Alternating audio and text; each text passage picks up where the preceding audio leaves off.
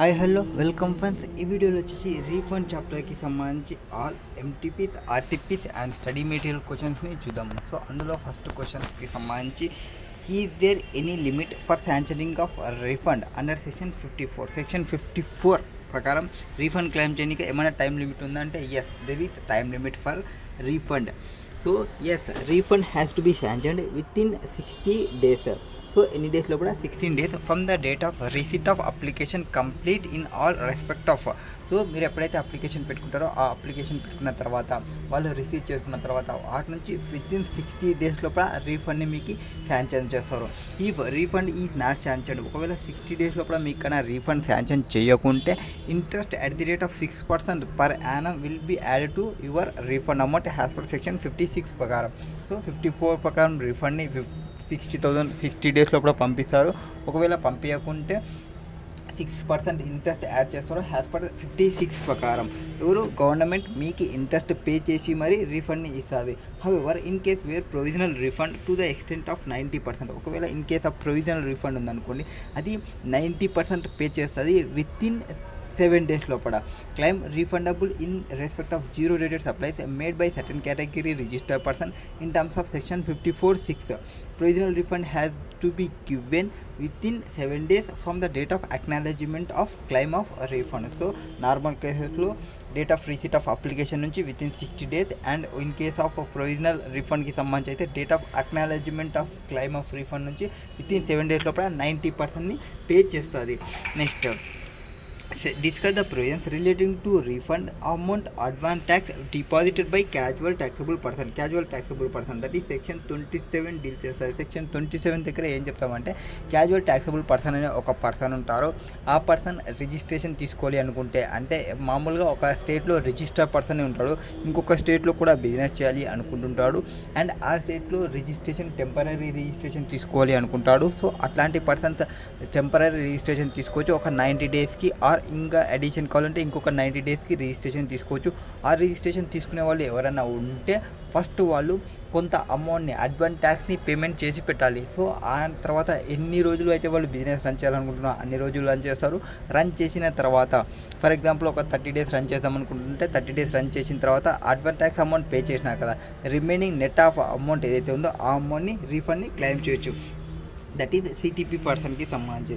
The amount of advance tax paid by casual taxable person under section 27(2) shall be refunded only when such person in respect of entire period for which the effect of certificate of registration granted to him.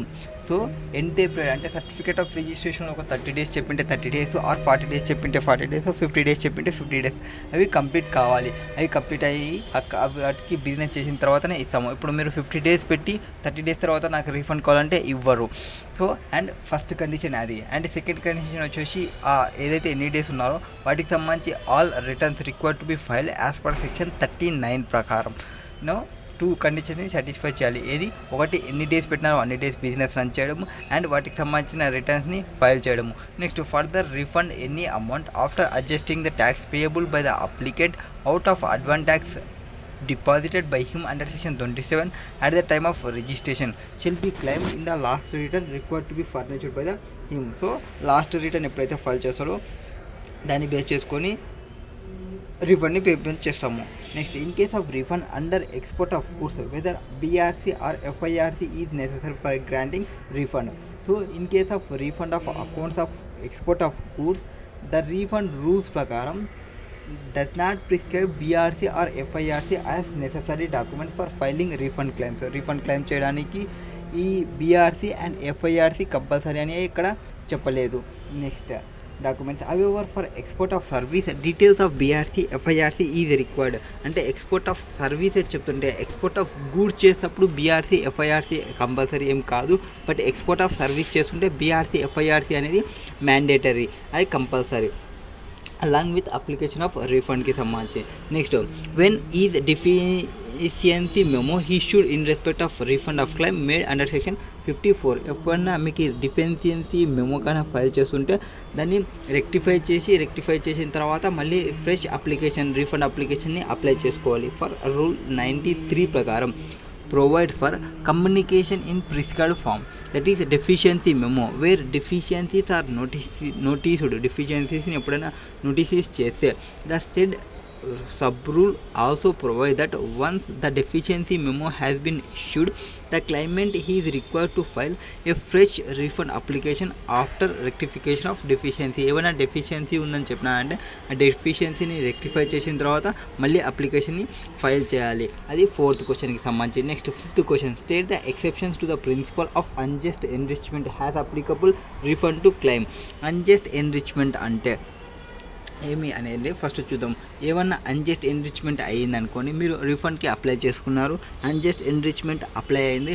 ఆ apply అయితే మీకు ఆ అమౌంట్ని refund అమౌంట్ని మీకు transfer చేయకుండా customer welfare ఫండ్కి transfer చేస్తారు. ఎప్పుడు అన్జస్ట్ ఎన్రిచ్మెంట్ అప్లై అయినప్పుడు. కొన్ని కేసెస్లో అన్జస్ట్ ఎన్రిచ్మెంట్ అనేది అప్లికబిలిటీ కాదు. అది ఏవి కేసెస్లో అంటే అన్జస్ట్ ఎన్రిచ్మెంట్ అప్లికబిలిటీ కాకుంటే ఆ అమౌంట్ అనేది కస్టమర్ వెల్ఫేర్ ఫండ్కి పంపించకుండా కస్టమర్కే పంపిస్తాము, ట్యాక్స్ పేయర్కే పంపిస్తారు.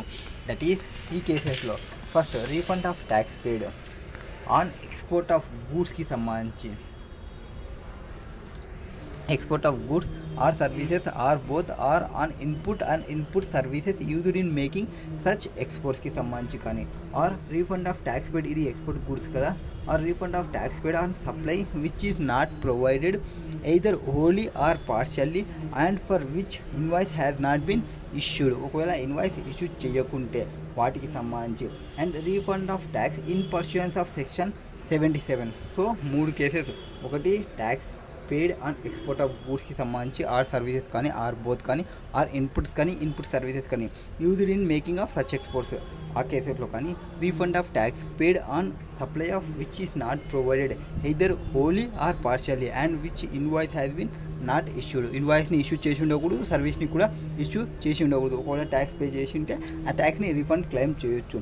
Next section 77 of GST and GST Act, that is tax అనేది wrongly collected and paid to central government or state government. So wrongly collect చేసుకొని గవర్నమెంట్కి పే చేసినాము, అట్లాంటి కేసెస్లో రీఫండ్ అప్లై చేసుకోవచ్చు.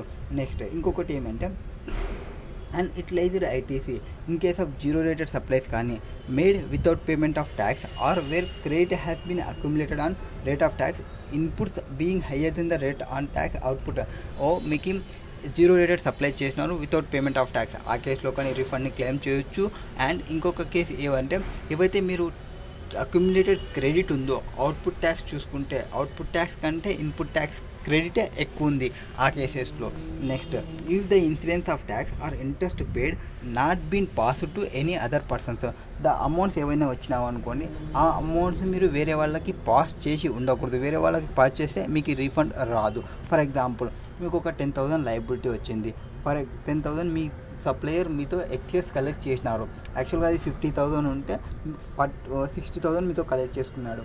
సో 60,000 అతను ట్యాక్స్ పేమెంట్ చేసినారు. ఇప్పుడు మీరు ఎక్సెస్ ఆఫ్ 10,000 మీరు పే చేసినారు కదా గవర్నమెంట్కి, ఎక్సెస్ ఆఫ్ 10,000 మీరు పే చేసినప్పుడు గవర్నమెంట్కి మీరు రీఫండ్ అప్లికేషన్ పెట్టుకుంటే మీకు 10,000 వస్తుంటుంది. బట్ మీరేం చేసినారంటే 60,000 మీరు మళ్ళీ సేవ్ చేసినారు అండ్ ఆ పర్సన్ నుంచి 60,000 ప్లస్ ఒక 5,000 యాడ్ చేసుకొని 65,000 ఆ పర్సన్ నుంచి కలెక్ట్ చేసుకున్నారు. ఇప్పుడు ఆ పర్సన్ నుంచి కలెక్ట్ చేసుకొని మళ్ళీ గవర్నమెంట్కి అప్లై చేసుకుంటే అన్జస్ట్ ఎన్రిచ్మెంట్ అప్లికబిలిటీలోకి వస్తుంది, మీకు రాదు. ఆ అమౌంట్ వెల్ఫేర్ ఫండ్కి పోతుంది అన్లెస్ అదర్వైజ్ ఆ పర్సన్ అప్లై చేసుకుంటే తప్ప. That is insurance of tax or interest paid not been pass to any other person, pass చేయకుంటే మీకు క్రెడిట్ వస్తుంది. Next is any such other class of persons who have borne the insurance of tax of government may notify. Next question number 6, what is there in question number 6? Kailash Global Private Limited supplies various goods in domestic and international market. It is engaged in both manufacturing and trading of goods. The company is registered under GST in the state of Karnataka. So company ekkada register ayindi, state of Karnataka lo register ayindi. The company exports goods without payment of tax under letter of undertaking, LUT lo letter of undertaking lo transfer చేస్తుంది, export of goods చేస్తుంది without payment of tax according to the provisions of section 16(3)(a) of GST Act. Okay, the company has made following supplies during the tax period. So during the tax period లో అవి చేసిన supplies చెప్తున్నారు. Okay, export of product A to UK for $10,000 Assessable value under customs in Indian rupee 7 lakh rupees, that is export duty is levied on product A at the time of exports. Further value of like and quality domestically supplied by the similar placed supply is 6 lakhs. So like and quality 6 lakhs, assessable value 7 lakhs. Next, domestic supplies of taxable product B. Taxable product B doing the trade excluding tax వచ్చేసి 5%, అది 10 lakhs will be the amount, and input used in manufacturing of such goods are taxable at the rate of 18%. So దానిలో use చేసిన ఇన్పుట్స్కి, manufacturing ఇన్పుట్స్కి ఎంత amount, 18% rate. And not notified has product in respect of which refund on unutilized ITC shall not be allowed under section 54(3) ప్రకారం. దానిపైన వచ్చే unutilized ITC అనేది not allowed. Next, supply of goods to export oriented units 5 lakh rupees, that is excluding 18%. ITC has been claimed by recipient. Already ఐటీసీని claim చేస్తానంట recipient. Okay. Export of exempted supplies of goods value like in and liked qualities goods domestically supplied by similarly placed supplier is 5 lakhs but actually collected 6 lakhs. Next, ITC available. ITC ఎంత available ఉంది? And input goods పైన 3,50,000 and capital goods పైన 1,20,000. Determine maximum amount of refund అడ్మిషబుల్ to Kailash global private limited in the given tax period. So మనం ఎంత amount అనేది మనకు వస్తుంది, maximum refund అనేది మనం చెప్పాలి. సో మ్యాక్సిమం రీఫండ్కి సంబంధించి ఫస్ట్ ఎక్స్పోర్ట్ ఏకి సంబంధించి ఆ అమౌంట్ అది ఏమీ రాదు. అండ్ డొమెస్టిక్ సప్లై చేసినామా, ఓకే, డొమెస్టిక్ సప్లైకి సంబంధించి అమౌంట్ వస్తుంది. బట్ మనం క్యాలిక్యులేషన్ చేసేటప్పుడు ఒక ఫార్ములా ఉంటుంది, ఆ ఫార్ములా వరకు మాత్రమే మనకు వస్తుంది. నెట్ ఐటీసీ ఎంత ఉంది into and total turn over divided by total turnover ఎంత ఉంది అండ్ దీనికి సంబంధించిన టర్న్ ఓవర్ ఎంత ఉంది, అట్లా క్యాలిక్యులేషన్ చేసి ఐటీ రీఫండ్ని క్యాలిక్యులేషన్ చేస్తాము. Next, in case of supply goods to export ఓరియంటెడ్కి సంబంధించి యూనిట్స్కి 5 lakhsకి సంబంధించి, and in case of export of exempted గూడ్స్కి సంబంధించి ప్రొవైడ్ చేస్తాము. ఎగ్జాంప్టెడ్ సప్లైస్కి సంబంధించి అంటే అది కూడా ఐటీసీ వస్తుంది. సో నెక్స్ట్, ఇక్కడ వీటికి సంబంధించి చూస్తే ఫస్ట్ దానికి సంబంధించి నోట్ ఏం చెప్తారు, export of goods is zero rated supply in terms of section 16(1)(a) of GST act. ఇప్పుడైతే మనం గూడ్స్ని ఎక్స్పోర్టెడ్ చేసినామన్నామా అది జీరో రేటెడ్ సప్లైగా తీసుకుంటాము. ఐజిఎస్టీని లెవీ చేస్తాము, అది కూడా జీరోనే లెవీ చేస్తాము. Further, Kailash global private limited export goods without payment of tax under LUT. So వాళ్ళు అక్కడ ట్యాక్స్ ఏం పే చేయడం లేదు. సో దానికి రీఫండ్ రావాలంటే ఏమీ రాదు. అంటే వీళ్ళు ఎల్యూటీని సబ్మిట్ చేస్తున్నారు. LUT means letter of undertaking submit చేస్తే మనం ట్యాక్స్ ఏం పే చేయాల్సిన అవసరం లేదు. In accordance with provisions of section 16(3)(a) of IGST act. Therefore has per class 1 of first provision to section 54(3) a registered person May claim refund on any unutilized ITC in case of zero rated supplies made without payment of tax at the end of any tax period. So ఏమన్నా unutilized ITC ఉంటే అది at the end of the yearలో claim చేయాలి ఆ ఇయర్కి సంబంధించిన amount. Next, however second provision to section 54(3) lays down that refund of unutilized ITC is not allowed if the goods exported out of India are subject to export duty. ఒకవేళ export duty unutilized ITCకి సంబంధించి ఉంటే అంటే డొమెస్టిక్లో ఉంటే claim చేయొచ్చు. Outward ఇండియాకి పంపిస్తే అది రాదు ఎక్స్పోర్ట్ డ్యూటీ. నెక్స్ట్, సెకండ్ కేస్కి సంబంధించి refund of unutilized ITC is allowed in case of inverted duty structures. So where credit has been accumulated on account of rate of tax on inputs being higher than the rate of tax on output suppliers other than nil rated or fully exempted supplies, except supply of goods or services or both as may be notified by the government on recommendation of GST Council. Next, Rule 89(5) stipulates that in the case of refund on account of inverted duty structure, refund of ITC is granted as per following area.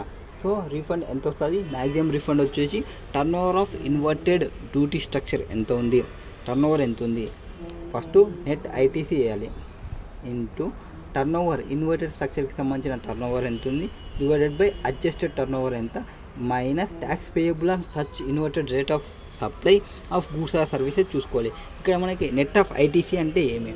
Net ITC means ITC available on inputs during the relevant period other than ITC availed for which refund is claimed under Rule 4A or 4B or both. So ITC అంటే ITC avail and inputs doing the relevant period other than ITC avail for which refund is claimed, already claim చేసినది కాకుండా. Next adjusted turnover అంటే ఏమి? Adjusted turnover means sum of total value that is turnover in union or state or union territory has defined in section 2 class 112 excluding turnover of services. And next, the turnover of zero rated supply of service determined in terms of specified manner and zero rated supply of services excluding the value of exempted supplies other than zero rated supplies.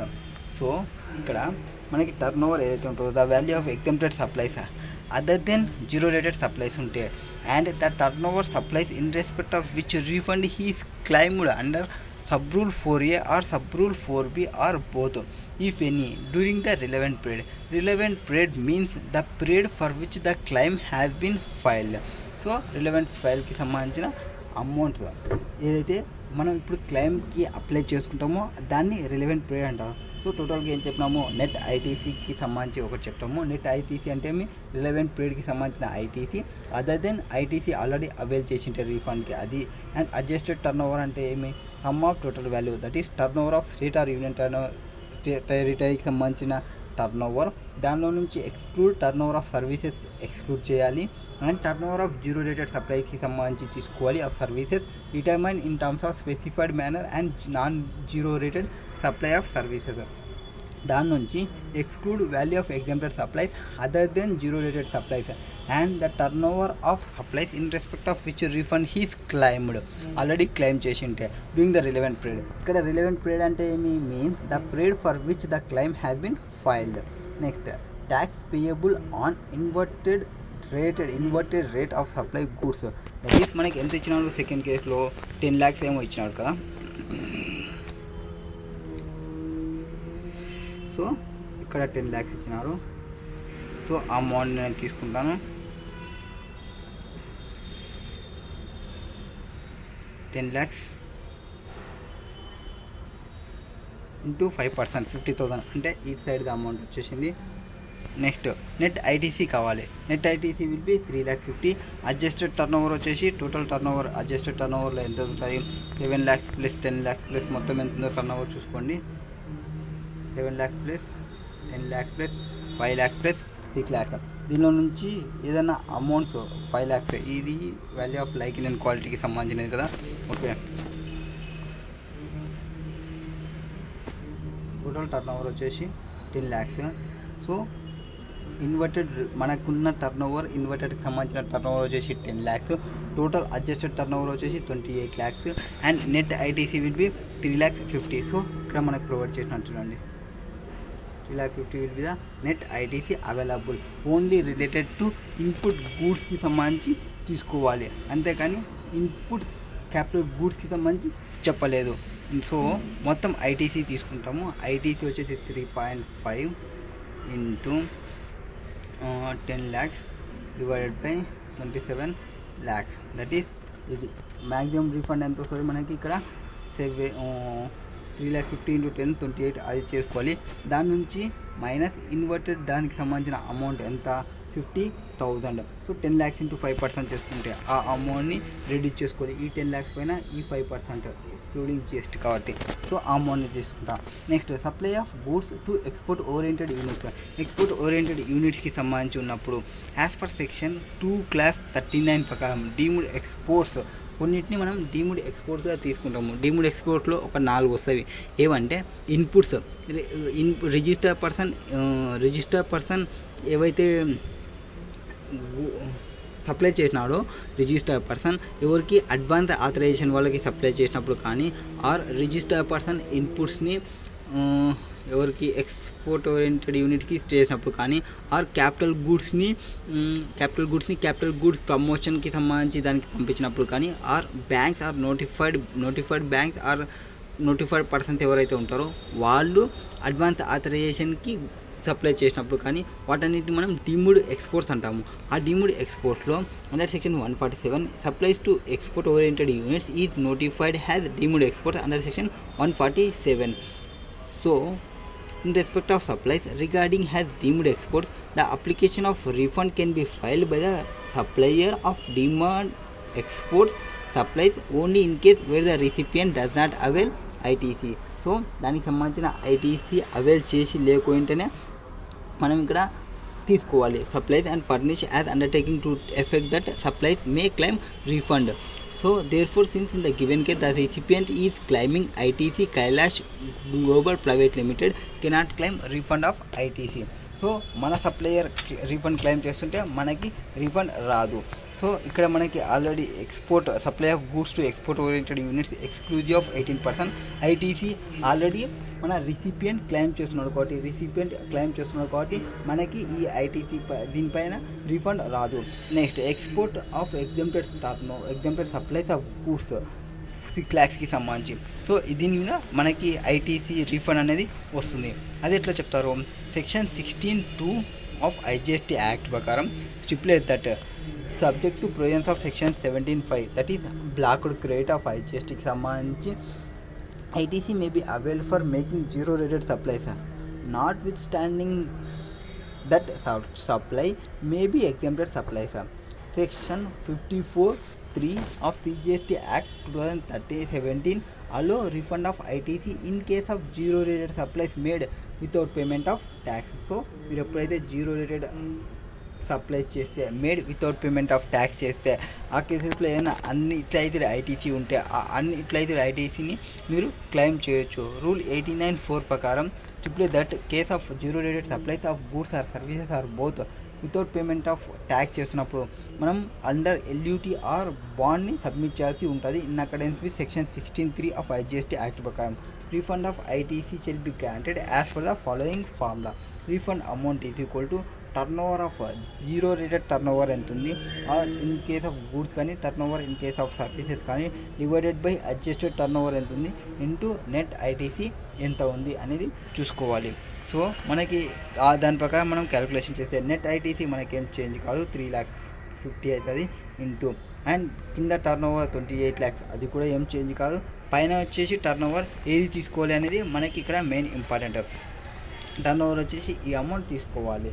So ఆ amount తీసుకుంటే మనకి refund ఎంత అనేది వస్తుంది, 75,000 will be the refund. So 75,000 in case of domestic supply చేసినప్పుడు and export of exempted supply చేసినప్పుడు 75,000 టోటల్గా total refund admissible claim ఎంత 1,50,000 will be the total refund admissible amount. Next case వచ్చేసి 75,000. So 3,50,000 into 6 lakhs divided by 28 lakhs. Next super engineering works, a registered supplier in Haryana is engaged in supply of taxable goods within the state given below for the following details of turnover and applicable GST rate of final product manufactured by super engineering works, as also the input tax rate availed on inputs used in manufacturing of each of final product and GST rate applicable on the same during the tax periods. So వాటికి సంబంధించి మనకి వాటి యొక్క rates and వాటి యొక్క ITC ఏం claim చేసినారు and turnover ఎంత ఉంది ఆ డీటెయిల్స్ని ప్రొవైడ్ చేసినారు. ABC 3 ప్రోడక్ట్స్కి సంబంధించిన అమౌంట్. మనం ఎక్కడ సప్లయర్ వచ్చేసి Haryana. Okay, next output GST rate వచ్చేసి 5,518 అండ్ ఐటీసీ అవైల్ వచ్చేసి 54,000 అండ్ ఇన్పుట్ జిఎస్టీ రేట్ వచ్చేసి 18%. Determine the maximum amount of refund of the unutilized ITC that super engineering works is eligible to claim under section 54(3) prakaram, provided that product B is notified as a product in respect of which no refund of unutilized ITC product credit shall be allowed under suggested section. So B ki sambandhinchi no unutilized ITC will be not available as refund. So section 54(3) prakaram output tax ఎంత ఉంది 5% ఉంది, input tax ఎంత ఉంది 18% ఉంది. Okay, inverted duty ట్యాక్స్కి సంబంధించి చూద్దాం. So ఇక్కడ section 54(3) allows refund of unutilized ITC at the end of any tax period. So at the end of any tax period, section 54(3) గురించి మాట్లాడుతుంటే at the end of any tax period to a registered person where credit has accumulated on account of inverted duty structure. So at the end చూసేటప్పుడు ఏదైనా amount credit అనేది accumulate అయి ఉండాలి in account of inverted duty స్ట్రక్చర్కి సంబంధించి, that is rate of tax on inputs being higher than the rate of tax on output supplies. So inputs tax కంటే చూసుకుంటే output tax రేటే ఎక్కువ ఉండాలి. అట్లాంటి కేసెస్లో మాత్రమే ఇన్పుట్ ట్యాక్స్ రేట్ అనేది ఎక్కువ ఉండాలి దెన్ అదర్ దెన్ అవుట్పుట్ ట్యాక్స్కి సంబంధించి. సో అవుట్పుట్ ట్యాక్స్ రేట్ ఎంత, ఇలా 5, ఇన్పుట్ ట్యాక్స్ రేట్ ఎంత 18. సో అది ఇన్వర్టెడ్ డ్యూటీ స్ట్రక్చర్ అనమాట. సో ఇన్వర్టెడ్ డ్యూటీ స్ట్రక్చర్ ఎప్పుడు rate of tax of input being higher than the rate of output tax.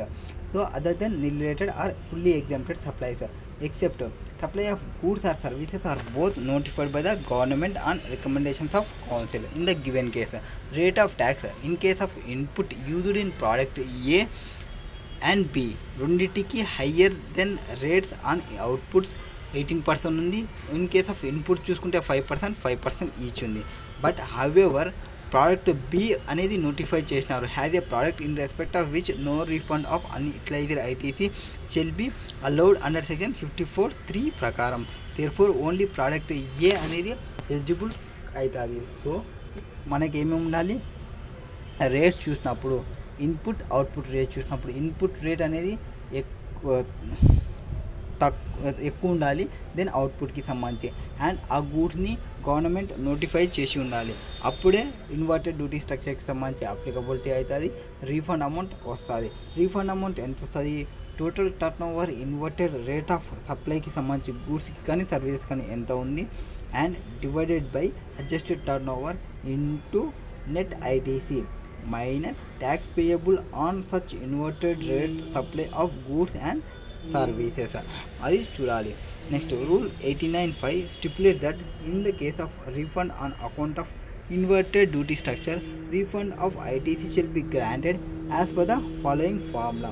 That is maximum refund amount will be total inverted rated supply of goods or services into net ITC divided by amount of total turnover వేసుకోవాలి minus total tax payable on inverted duty structure ప్రకారం ఎంత pay చేస్తామనేది చూసుకోవాలి. Next net ITC అంటే ఏమి ఇక్కడ, net ITC means input tax credit available on inputs during the relevant పీరియడ్లో input tax credit ఎంత ఉందో ఆ అమౌంట్ని తీసుకోవాలి. నెక్స్ట్ టర్న్ ఓవర్ అంటే ఏం తీసుకోవాలి, అడ్జస్టెడ్ టర్న్ ఓవర్ అంటే ఎంత, టోటల్ టర్న్ ఓవర్ని తీసుకోవాలి. Turnover in state or union territory has defined in section 2(112) exclude the turnover of service టర్న్ ఓవర్ని ఎక్స్క్లూడ్ చేయాలి.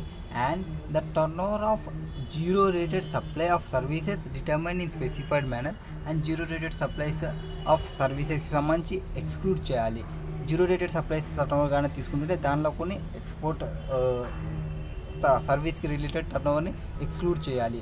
That value of exempted supplies other than zero rated supplies and the turnover of supplies in respect of which refund is claimed under rule 89(4)(a) or rule 89(4)(b) or both in any during the relevant పీరియడ్కి సంబంధించి.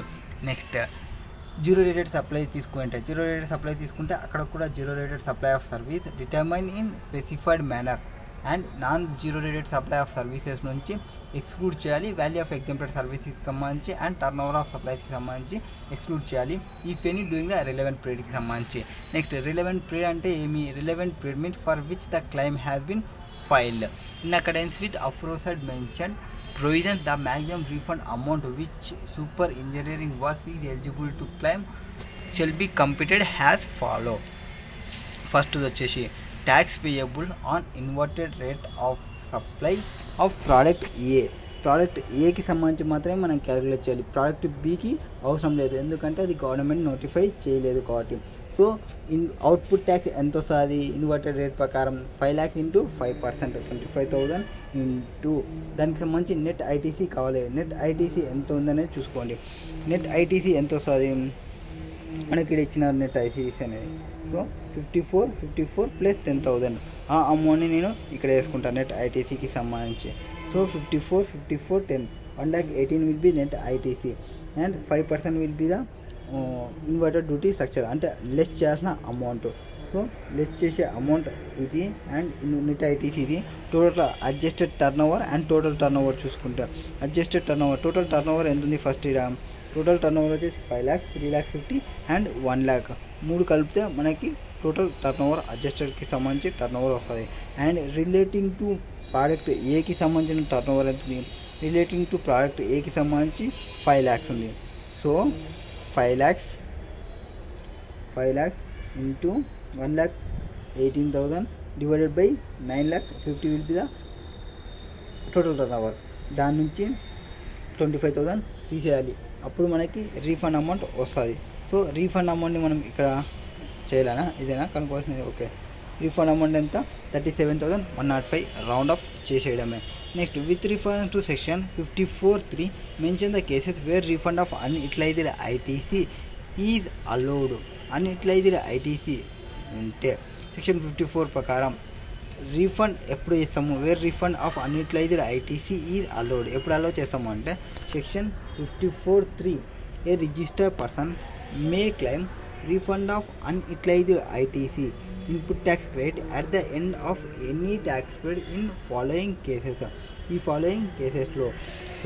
Following కేసెస్లో input tax క్రెడిట్ని unutilized input tax క్రెడిట్ని మీరు refund claim చేయొచ్చు. ఒకటి zero rate supply ఉన్నప్పుడు, ఇంకోటి ఇన్వర్టెడ్ డ్యూటీ స్ట్రక్చర్ ఉండి ట్యాక్స్ అమౌంట్ అక్యుములేట్ అయిన ప్లేసెస్లో ఈ రెండు ప్లేసెస్లో మీరు ఐటీసీని రీఫండ్ క్లెయిమ్ చేయొచ్చు. సో ఫస్ట్ ఇది zero rated supplies made without payment of tax మీరేమి ట్యాక్స్ పేమెంట్ చేయలేదు అండ్ మీ యొక్క రిసిపియంట్ రీఫండ్ క్లెయిమ్ చేసి ఉండకూడదు అట్లాంటి కేసెస్లో. So supply of goods or services or both to such developers or units or export of goods or services or both qualifies ఈ zero rated supplies. First zero rated సప్లైగా qualify కావాలి. However, refund of unutilized ITC shall not allowed if the goods exported out of India are subject to export duty. ఒకవేళ గూడ్స్ని మనం export చేస్తే అంటే వేరే కంట్రీకి export చేస్తే అట్లాంటి కేసెస్లో రీఫండ్ రాదు. And the supplier of goods or services or both avail the drawback in respect of CGST or claims refund of IGST paid on such supplies. So ఎవరైతే ఉన్నారో ఆ పర్సన్ డ్రాబ్యాక్ ఏమన్నా వచ్చింటే CGSTకి సంబంధించి ఆర్ మీరు రీఫండ్ని ఆల్రెడీ క్లెయిమ్ చేసి ఉంటే అట్లాంటి కేసెస్లో మళ్ళీ రీఫండ్ రాదు. అండ్ అక్యుములేటెడ్ ఐటీసీ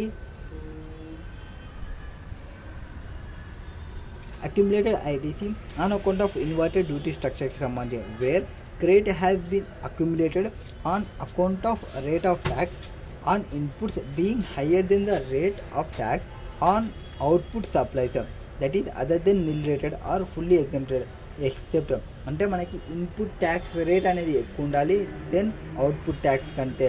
అట్లాంటి కేసెస్లో మనం ఎక్కువ పే చేసినామంటే now we are eligible for claiming refund అని చెప్తారు ఇన్వర్టెడ్ డ్యూటీ స్ట్రక్చర్కి. Except supply of goods or services or both has may be notified by the government on recommendation of council. Next state few cases where refundable amount shall be paid to the applicant instead of being credited to consumer welfare fund application. ఎక్కడైతే unjust enrichment లేకుండా ఉంటుందో unjust ఎన్రిచ్మెంట్కి exceptions ఉన్నావో వాటి కేసెస్లో మనకి refund amount అనేది customer welfare fund అకౌంట్కి పోకుండా కస్టమర్ అకౌంట్కి ట్రాన్స్ఫర్ చేస్తారు. అవి మనం ఇందాక కొన్ని కేసెస్ చేసినాము. ఇవి రీఫండ్ రావాలంటే దానికి సంబంధించి మీరు ట్యాక్స్ పే చేసి ఉంటారు, tax paid, refund of tax paid. So in case of export చేసేటప్పుడు కానీ ఎక్స్పోర్ట్ ఆఫ్ గూడ్స్ కానీ సర్వీసెస్ కానీ ఇన్పుట్స్ కానీ ఆర్ ఇన్పుట్ సర్వీసెస్ కానీ ఆర్ మేక్డ్ ఎక్స్పోర్ట్ చేసినప్పుడు కానీ ఆ ఎక్స్పోర్ట్స్ వచ్చేసి డీమ్డ్ ఎక్స్పోర్ట్స్ అంటే విత్ ఇన్ కంట్రీలో ఉన్నప్పుడు. Next refund of tax paid already మీరు ట్యాక్స్ పే చేసినారు రీఫండ్ అది ఎందుకు పే చేసినారు అంటే due to not provided or only or partially for which invoice has not been issued and refund voucher has been issued. So invoice issue చేయలేదు దానికి సంబంధించి అంటే ట్యాక్స్ ఇన్వాయిస్ ఏమి మీరు అతని దగ్గర నుంచి ట్యాక్స్ కలెక్ట్ చేయలేరు, బట్ మీరు అమౌంట్ రీఫండ్ ఇచ్చినట్టు రీఫండ్ వోచర్ని సబ్మిట్ చేసినారు. అట్లాంటి కేసెస్లో మీరు రీఫండ్ని క్లెయిమ్ చేయొచ్చు గవర్నమెంట్ నుంచి. నెక్స్ట్ ఇంకొక కేసు ఏం చెప్పినాము, transactions relating to intrastate supplies but subsequently held as intrastate supplies. So ఇంట్రాస్టేట్కి పేమెంట్ చేసినారు, బట్ అది ఇంట్రాస్టేట్ కాదు, ఇంటర్స్టేట్. సో ఇంట్రాస్టేట్ది మీరు మళ్ళీ క్లెయిమ్ చేయండి, ఇంటర్స్టేట్కి పేమెంట్ చేయండి. ఆర్ ఎనీ ట్యాక్స్ కానీ ఇంట్రెస్ట్ కానీ ఏమన్నా మీరు అమౌంట్స్ పే చేసినారో, if any other amount paid by the applicant if he had not passed on the incidence of tax such tax and interest.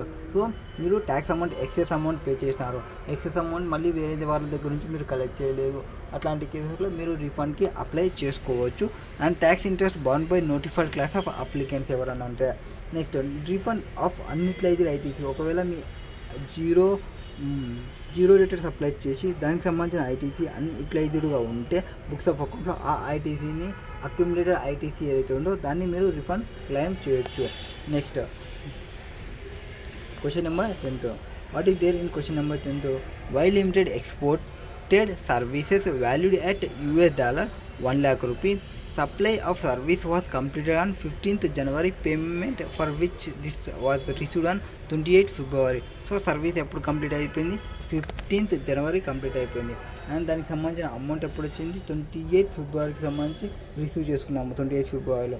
Refund claim was filed by Y limited in respect of tax paid on inputs and input services for 6 lakhs and 31st Marchకి సంబంధించి.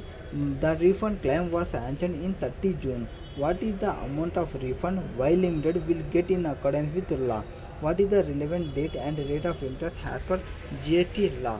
So first, as per class 1 of first procedure to section 54(3), refund claim admissible to Y Limited on account of export of service being zero rated supplies is unutilized ITC 6 lakhs until where supply of service has been completed prior to receipt of payment. Relevant date of receipt of payment is convertible foreign exchange, that is 28th February. మనకి ఎప్పుడైతే payment వచ్చిందో ఆ పేమెంట్కి సంబంధించి 28th Februaryకి సంబంధించి.